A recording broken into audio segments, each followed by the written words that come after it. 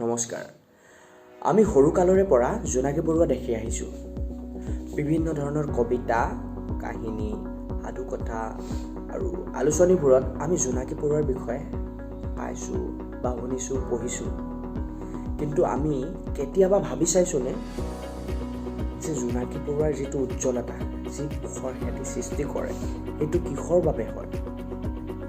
বিজ্ঞানীসকলে পৰীক্ষা নিৰীক্ষা কৰি উলিয়ায় যে জোনাকী পৰুৱাৰ পাছফালে এটা জোলুঙা থাকে, য'ত লুচিফেৰিন নামৰ এবিধ ৰাসায়নিক পদাৰ্থ থাকে। ই অক্সিজেনৰ সংস্পৰ্শত আহি ৰাসায়নিক বিক্ৰিয়া কৰি এক পোহৰৰ সৃষ্টি কৰে।